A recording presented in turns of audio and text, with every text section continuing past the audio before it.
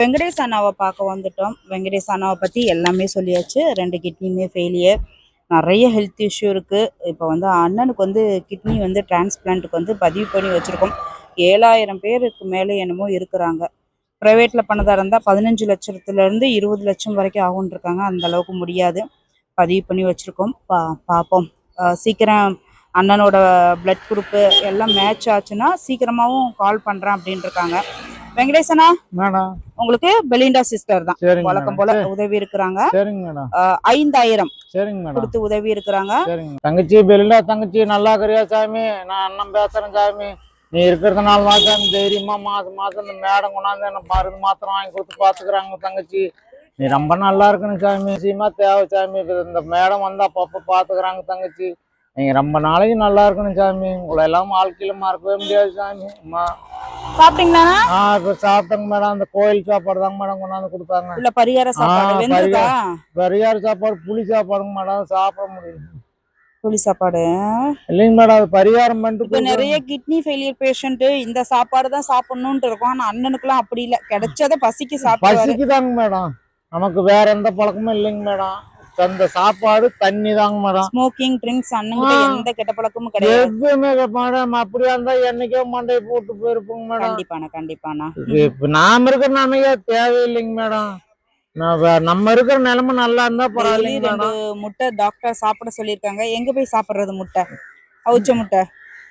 அவிச்ச முட்டை பள்ளி பிள்ளைங்க மேடம். என்னைக்காவது ஒரு நாள் அந்த சைடு போனா சாப்பிடுவாராம். தினந்தோறும் சாப்பிட முடியாது, வசதி இல்லைங்க மேடம். இன்னைக்கு எவ்வளவுனா வசூலாச்சு? 30 ரூபாங்க மேடம். தாங்க மேடம். கையில வச்சிருக்காங்க பாருங்க, அந்த 30 rupees வசூலாயிருக்கு. நம்ம கொடுக்குற அமௌண்ட் அந்த 5000 பாத்தீங்கன்னா 4500 மேலேயே மெடிசனுக்கே வந்துடும். மெடிசன் போட்டாதான் அண்ணனால மோஷன் போக முடியும், யூரின் போக முடியும். மோஷன் போய் இன்னைக்கு 5 நாள் ஆயிடுச்சு. இன்னைக்கு 6வது நாள் மேடம். நானும் பழம் வாங்கி சாப்பிட்றேங்க. தர்மம் கொடுக்குற இடத்துல எது வாங்கி கொடுத்தாலும் எனக்கு செட் ஆகல. யூரின் போய் 2 நாள் யூரின் போல.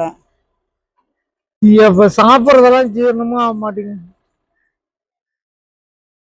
பண்ணிட்டா போயிரும் மேடம். வாழவே விருப்பம் இல்லைங்க மேடம். வாழலாம்னா மேடம் முடியலைங்க மேடம். தாங்க மேடம், பாத்ரூம் போனா கீழே விழுந்துடுறேங்க. யாரும் தூக்கி விட மாட்டேங்கிறாங்க மேடம். இந்த ஸ்டிக்கு டைல்ஸ் கல்லுக்கு அதிகம் வலி கூட்டுறதுங்க மேடம். டைல்ஸ் தாங்க மேடம் ஒட்டி வச்சிருக்கிறாங்க.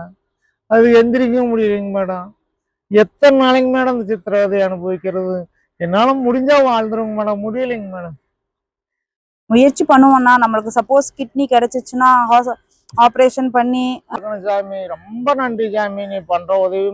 மெடிசன் இல்லைன்னா அண்ணனால வாழவே முடியாது. முடியாதுங்க மேடம். ஒரு நாளைக்கு கிட்டத்தட்ட 20-25 டேப்லெட் கிட்ட போடுறாரு. 22ங்க மேடம். 22. ஆமாங்க மேடம். 22 பிரஷர் மாத்திரை 24 மாத்திரைங்க மேடம். பிரஷர் இருக்குதுங்க மேடம். அது கிட்னி ஃபெயிலியர் பேஷண்ட்டுக்கு எல்லாருக்குமே இருக்குண்ணா. பிரஷர் இருக்கு, சுகர் இருக்கு. இந்த இனிச்சிலின் ஊசி போட்டாலும் மேடம் அது ஒரு ஃப்ரிட்ஜில் வச்சுதாங்க மேடம் போடணுங்களாமா.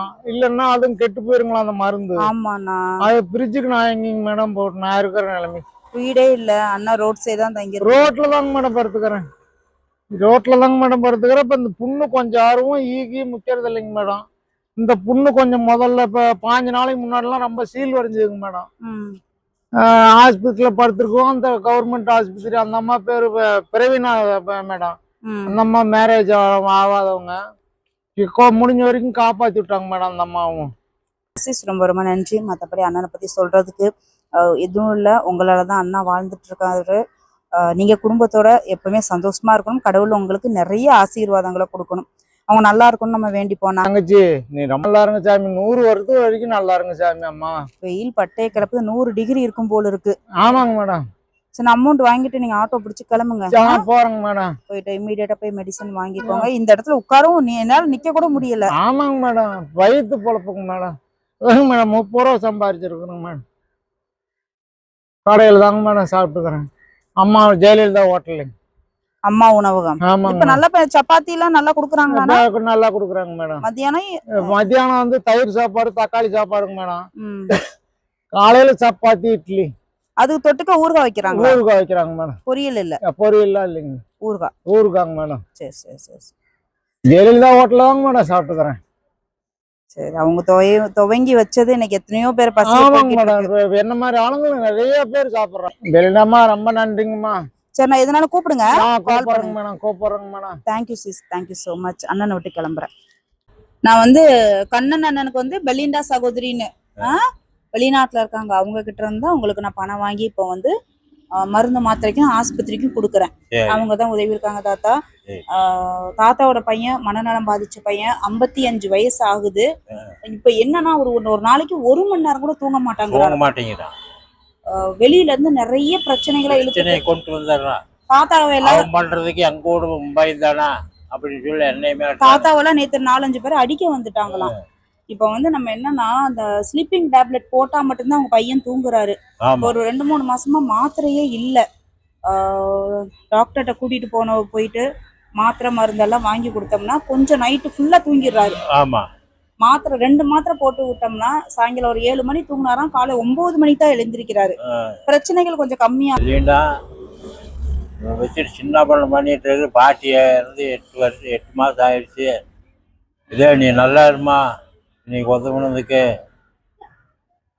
இப்ப நம்ம ஹாஸ்பிட்டல் கூட்டிட்டு போய் முக்கியமா தூங்குறதுக்கு மாத்திரை வாங்கணும். தூங்குறதுக்கு தான் மாத்திரை வேணும். தூங்குறதுக்கு தான் அது போட்டா ஒரு 8-9 மணி நேரம் தூங்குவாரு. என்ன இப்ப 1 மணி நேரம் கூட ஒரு நாளைக்கு தூங்க மாட்டாங்கிறாரு. 1 மணி நேரம் கூட தூங்குறது இல்ல. மீதி நேரம் வெளியில தான் சுத்துறாரு. ஒரு நாளைக்கு 4-5 பிரச்சனைகள் இழுத்துட்டு வந்துடுறாரு. எங்கேயோ போயிட்டாமா, எந்த பிரச்சனை இழுத்துட்டு வரான்னு தெரியல. எந்த பிரச்சனையும் இழுத்துட்டு வராருன்னு தெரியல. தாத்தா ஒவ்வொரு நிமிஷம் பயந்து ஓடி போய் மத்தவங்களுக்காக ஒளிஞ்சுக்கிறாரு. நான் அவனுக்கோசரமே தான் நான் இங்கேயே உட்காந்துக்கிட்டு வந்தாக்க ஏதாவது வாங்கி கொடுத்துடலான்னாக்கா, நான் சோறு கொடுக்குறேன் நீயா சாப்பிடு போ அப்படின்னு பல்ல கடிச்சிட்டு போயிடறான். பல்ல கடிச்சிட்டு போயிடுறாரு. அப்படி என்ன உடம்பு ஃபுல்லா பாத்தீங்கன்னா திடீர்னு கல்லுக்கு இது எடுத்து வீக்கிட்டு என்ன பண்றது நான் உங்க மேல? உடம்பு ஃபுல்லா புண்ணாயிருச்சு. இப்ப ரத்தமும் சீரும் வடியுது. உடம்பு பூரா கை காலால வீங்கிருச்சு. பாட்டி இறந்ததுக்கு அப்புறம் இவங்க பையன் வந்துட்டு அம்மா அம்மான்ட்டு ரொம்ப தேடுறாரு. அப்ப இறந்ததே தெரியலையா தாத்தா? தெரியும். அப்புறம் ஏன் தேடுறாரு? தெரியும். அவன் அந்த மாதிரி புத்தி போகுது அவனுக்கு. அந்த மாதிரி போகுது. ஒருக்கா நல்லா பேசுற, ஒருக்கா ஏதோன்னு சொல்றான். கூட்டிட்டு போய் ஃபர்ஸ்ட் அந்த உடம்பு ஃபுல்லா புண்ணா இருக்கிறதுக்கு நம்ம மெடிசன் வாங்கணும். வாங்கிட்டு நைட்டு வந்து தூங்குறதுக்கு வந்து மாத்திரை வாங்கணும். அப்புறம் வந்து பாத்தீங்கன்னா உள்ள வந்து அந்த எலும்பெல்லாம் அரிச்சிருக்கணும்னு டாக்டர் சந்தேகப்படுறாங்க. எல்லாம் முட்டை அந்த இடுப்புக்கு கீழே வந்துட்டு ஃபுல்லா வந்துட்டு ஸ்கேன் பண்ணணும் அப்படின்னு சொல்றாங்க. எல்லாம் பாத்துருவோம் தாத்தா நாளைக்கு. சரி, வெளியிண்டா சந்தோஷமா இருக்கணும். குழந்தை குட்டியோட பையனுக்கு உதவுனதுக்கு நன்றி. நல்லா இருங்க. பெலிண்டாசிஸ் நம்ம சொந்தக்கார பையனை அரேஞ்ச் பண்ணியிருக்கேன். தாத்தாவோட பையனை கூட்டிட்டு போவாப்புல. தாத்தாவும் தாத்தாவோட பையனையும் கூட்டிட்டு போய் எல்லா ட்ரீட்மெண்ட்டும் பார்ப்பாங்க. பெலிண்டாசிஸ் நான் தாத்தா விட்டு கிளம்புறேன். தாத்தாவுக்கு எல்லாமே அரேஞ்ச் பண்ணியாச்சு. இன்னும் கொஞ்ச நேரத்துல ஆட்டோ வந்துடும். பையனை பிடிச்சி கூட்டி போயிருங்க தாத்தா. என்னோட சொந்தக்கார பையன் வருவாப்புல. என்னோட வீட்டுக்காரோட அக்கா பையன். அன்னைக்கு வந்தாருல்ல, அவர் வருவாரு. சரிங்களா? போயிட்டு எல்லாம் அவர் பாத்துப்பாரு. நீங்க கூட்டிட்டு போயிட்டு மாத்தெல்லாம் வாங்கிக்கோங்க. சரிங்களா?